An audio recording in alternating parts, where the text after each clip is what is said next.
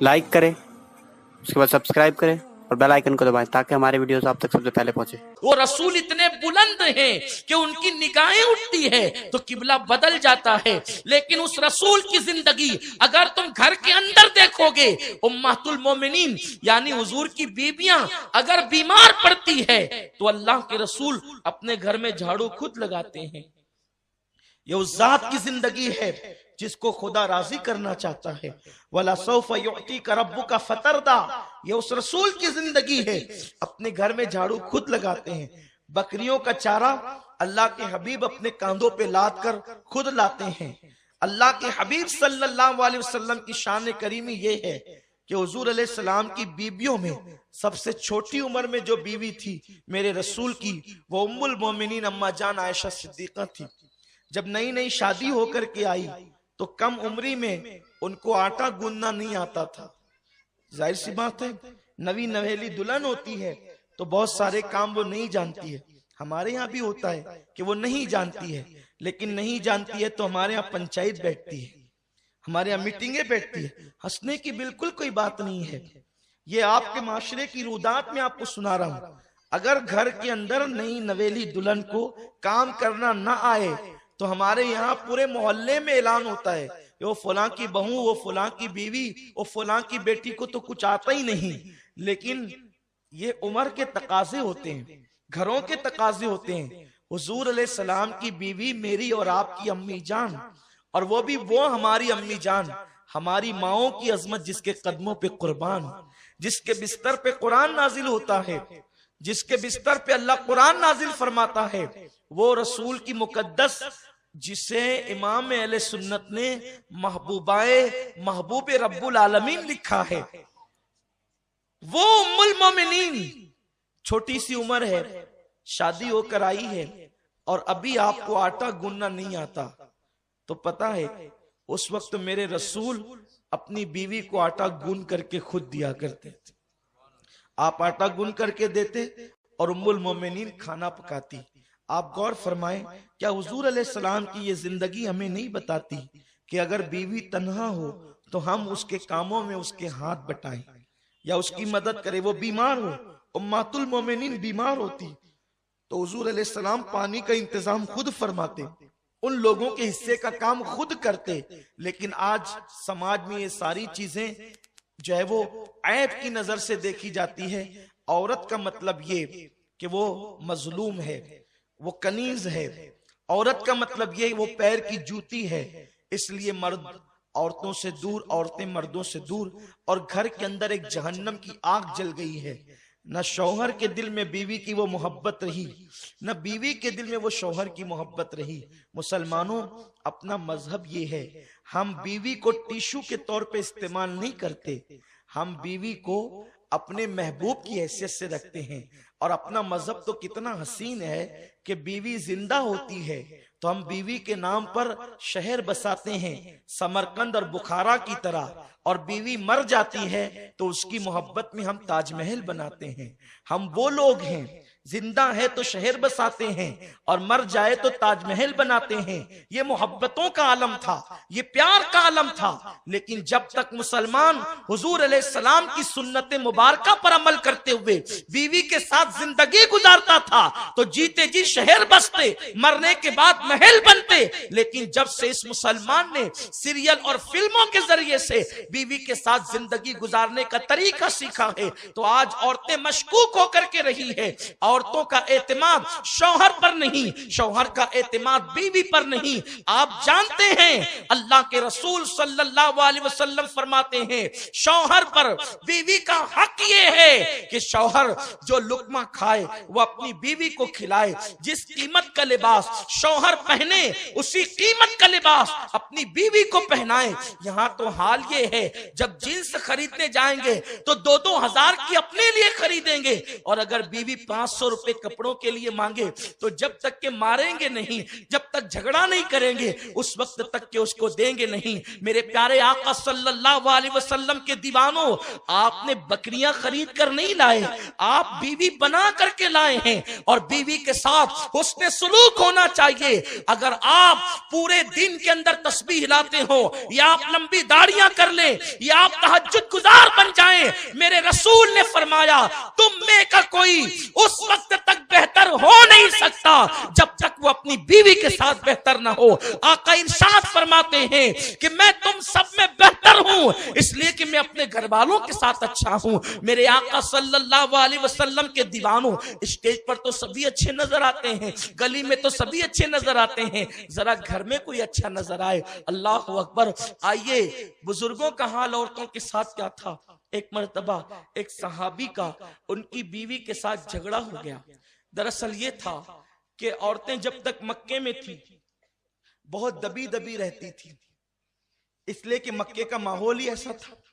अभी इस्लाम आया नहीं था, बच्चियों को जिंदा दफन किया जाता था और औरतों के लिए हमेशा आस्तीनें तनी रहती थी। तो जमाने जाहिलियत का बहुत असर मक्के पर था, तो औरतें बहुत मरऊब डरी सहमी रहती थी। लेकिन जब हिजरत करके औरतें मदीने मुनव्वरा आई तो अंसार जो हुजूर अलैहि सलाम के सहाबी थे, जिन्होंने हुजूर की मदद की थी, तो उनकी बीबियां कुछ मर्दों से बड़ी मुंह लगी हुई थी।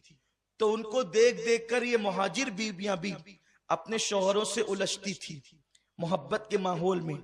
तो एक दिन एक सहाबी जो है वो उनकी बीवी से झगड़ा करके ये कहते हैं कि तेरा मुंह बहुत चलने लगा है, रुक मैं तेरी शिकायत जाकर अमीरुल मोमिनीन हजरत उमर इब्ने खत्ताब को करता हूँ, तुम्हारा मुंह बहुत चलने लगा है। गोया के उस जमाने में बीवियों को मारा नहीं जाता था। आजकल तो हाथ की मेहंदी भी नहीं छूटती, हल्दी के निशानात भी अभी बदन पर बाकी होते हैं कि मार ठोक शुरू हो जाती है।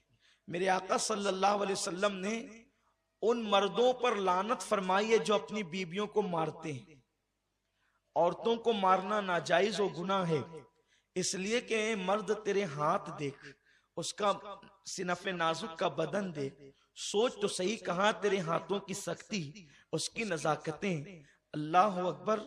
इस्लाम कितना अजीम मजहब है। मेरे आका अलैहिस्सलाम फरमाते हैं कि जो अपनी बीवियों को मारे अल्लाह उस पे लानत फरमाए, और उन लोगों पे हुजूर ने लानत फरमाई है, औरतों को मार नहीं सकते। और जब मारने की बात आई तो एक मकाम पे हुजूर ने मारने का हुक्म दिया, वो भी यूं फरमाया कि पहले अगर तुम्हारी बीवी नहीं मानती तो उसे समझाओ, पहला स्टेप है समझाओ। कितने लोग समझाते हैं? नहीं। ए और तू से तो बात होती है बीवी के साथ, सबसे आप कहेंगे, बीवी को ए कहेंगे। ये हाल है। किस कदर बिगड़ेंगे हम, और किन किन बातों का जिक्र। उसे इज्जत से तो पुकारो, कम से कम इंसान की हैसियत। आपने किसी बकरी को या कुत्ते को एक कह के पुकारना है? जो आपकी शरीके हयात है, जो आपकी बाई पिछली से पैदा हुई है, आप उसको एक कह के पुकारते हैं। ये एक कोई मतलब, एक का कोई मतलब ही नहीं होता है। आज कोई मुझे लुगत में समझाए कि एक का भी कोई मतलब होता है। लोग एक कह के पुकारते हैं। कोई तो अदब हमारे पास हो, लोग हमें देखें तो इस्लाम से बदजन हो जाएं। मेरे आका सल्लल्लाहु अलैहि वसल्लम तो अपनी बीवियों को नाम लेके पुकारते थे, कभी कभी मोहब्बत में उन नामों को शॉर्ट करके पुकारते थे, इसलिए कि ये नाम को आधा करके पुकारना ये भी मोहब्बत की अलामत है। और ये भी हुजूर अलैहि सलाम की सुन्नत है कि हुजूर सैयद आलम सल्लल्लाहु अलैहि वसल्लम कभी कभी अपनी अज़वाज मुतहरात को आधे नाम से पुकारते। मैं अम्मी जान उम्महातुल मोमिनीन के आधे नाम तो नहीं लूंगा, लेकिन मिसाल के तौर पर आपको बता दो, जैसे किसी का नाम इमरान हो तो हम उसे मोहब्बत से इम्मू अगर कहते हैं ना, इस तरह इसको आधा नाम कहते हैं। ये समझिए आप। तो अगर किसी का नाम जीलानी हो तो हम उसको जीली कह दें, ये इसको आधा नाम कहते हैं। ठीक है ना? इस तरह से हुजूर अज़वाज मुतहरात को कभी कभी प्यार में आधा नाम लेकर के पुकारते थे। और सोचे न सही, मेरे महबूब के लबों से जब वो आधे नाम निकलते होंगे तो वो नाम किस तरह मेराज पाते होंगे। ये अज़वाज मुतहरात के साथ हुजूर का अंदाज है। हम तो ये क्या ए है, मुझे आज तक समझ में नहीं आया। आपकी दुआ से नहीं भी तो जो है वो मेरा रूम जो है वो किताबों से भरा हुआ है, मेरे रूम में जिसमें मैं रहता हूं उसमें कोई बर्तन नहीं रखा होता है, उसमें किताबें ही किताबें। और आपकी दुआ से जो है वो मुझे जितना वक्त मिलता है मैं कोशिश करता हूं कि पढूं, लेकिन अब तक मुझे एक का कोई मतलब मिला ही नहीं है। जो बेमाने अल्फाज से हम पुकारते हैं ना, उसका कोई मतलब ही नहीं है। और आज मैं आपको खास तौर पर यही बताना चाहता हूं कि वो एक कहकर पुकारने की चीज नहीं है जो तुम्हारी बाई पिसली से पैदा हुई। वो एक कहकर पुकारने की चीज नहीं जिसे तुम शरीके हयात कहते हो। वो एक करके पुकारने की चीज नहीं है जिसे तुम हमराज जानते हो। वो एक कहकर पुकारने की चीज नहीं जो तुम्हारे बच्चों की अम्मी हो। अल्लाह के हबीब सल्लल्लाहु अलैहि वसल्लम वो रसूल इतने अलकाब और एहतराम से पुकारते थे, बल्कि किसी किसी के तो अलकाबात भी रखे। खुद अम्मी जान आयशा सिद्दीका का रंग बड़ा खूबसूरत था, तो मेरे रसूल उनको हुमैरा भी कहते थे। हुमैरा का मतलब होता है वो सुर्ख रंगत वाली। इस शान से उनके नाम लिया करते थे मेरे रसूल।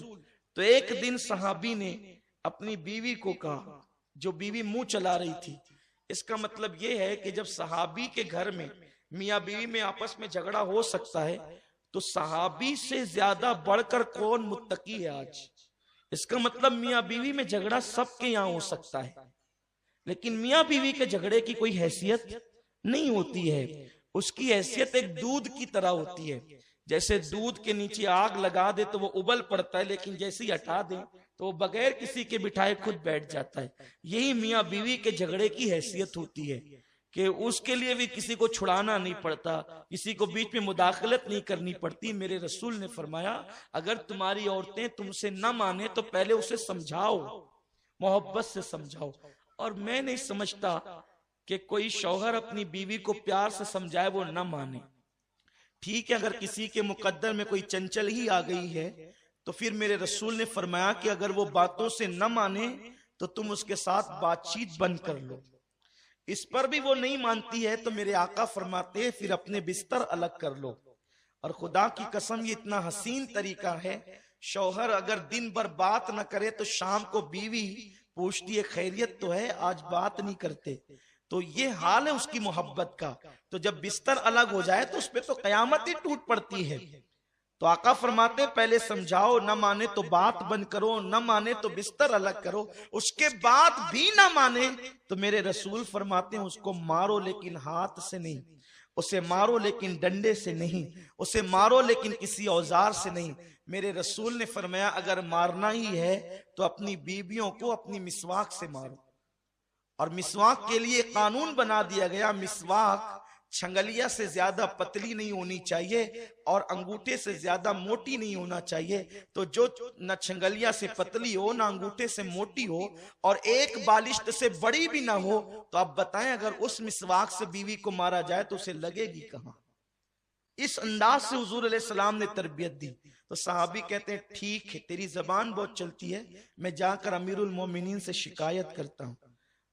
अब वो घबरा गई, क्योंकि अमीरुल मोमिनीन मतलब फारूक आजम का मतलब ये कि जलाल हर वक्त जाहिर, जिसके जलाल के सामने शैतान भी ना टिक सके, जिसको देखकर शैतान अपना रास्ता बदल दे, वो अमीरुल मोमिनीन इमामुल मुजाहिदीन गैजुल मुनाफिकीन उमर इब्न खत्ताब रदी अल्लाह ताला अन्हु जब आए ना वो सहाबी अपनी बीवी की शिकायत लेकर, तो देखा कि यहां भी झगड़ा हो रहा है और झगड़ा मियां बीवी में हो रहा है। इसका मतलब पता चला कि जिसका जिक्र तौरात इंजील और कुरान में है, उस उमर के घर में भी मियां बीवी का झगड़ा हो सकता है। कुछ लोग ऐसे वो मौलाना के बीवी से लड़ता है, अरे हजरत उमर के घर में भी वो झगड़ा हो सकता है, आप उसको कहाँ इश्यू बनाते हैं। वो डॉक्टर साहब होकर अपनी बीवी से लड़ते हैं, वो टीचर होकर, अरे मियां बीवी कहते ही उसको है कि जहां मोहब्बत होती है ना, फूल जहां पैदा होते हैं उसकी डंठल में कुछ कांटे भी होते हैं। तो हज़रत उमर के घर में झगड़ा हो रहा है और झगड़े की नौइयत ये है, झगड़े का अंदाज ये है कि वक्त का अमीरुल मोमिनीन खामोश खड़ा है और बीवी आपको कुछ सुना रही है। इन्होंने देखा ओ हो, यहाँ तो एक अजीब सी चीज है, जिसके दुर्रे की और जिसके चाबुक की धमकी देकर हम घर आए थे, वो वक्त का अमीरुल मोमिनीन जिसके नाम से कैसर और किसरा के ताजदार कांपते हैं, वो यहाँ खामोश है और बीवी बोले जा रही है। उन्होंने सोचा कि नहीं, अपना मसला तो हल हो गया, इससे कम ही मामला है अपनी यहाँ का, तो वो वहां से निकल पड़े, वहां से निकल पड़े। फारूक आजम को यूं लगा कि कोई आया और गया, भाई घर में झगड़ा हो रहा हो और कोई आ करके झांक करके चला जाए तो एक एहसास सा होता है। उसको लगा कि कोई गया, आप बाहर निकले, पहुंचे कि अरे इधर आओ इधर आओ, क्या बात है? कहा नहीं नहीं मसला हल हो गया। कहा ये क्या बात हुई, मसला बताए बगैर हल हो गया, ये भी कोई मसला है? कहा हाँ, बताए बगैर हल हो गया। किस तरह से? कहा मेरे घर में भी वही हो रहा था जो आपके घर में हो रहा है। मैं अपनी बीवी को मुंह चलाते देखा तो मैंने कहा रुक, अमीरुल मोमिनीन से तेरी शिकायत करता हूं, वो तुझे ठीक करेंगे। लेकिन जब आपके घर आया तो मेरी बीवी से ज्यादा तो आपकी अहली आपसे लड़ रही थी। मैंने सोचा मेरे घर में तो इससे कम ही मामला है। तब फारूक आजम ने कहा, ओ अल्लाह के बंदे, तू सुनाने ही पैदा नहीं हुआ, वो तेरी बीवी है, अगर वो सुन सकती है तो वो सुना भी सकती है। और मर्दों का ज़र्फ इतना होना चाहिए कि वो कभी कभी सुन भी लिया करें। मेरे आका सल्लल्लाहु अलैहि वसल्लम ने फरमाया, जो अपनी बीवी की बातों को सुन के सब्र कर ले, आका फरमाते अल्लाह उसे सब्र अय्यूब का सवाब अता फरमाए।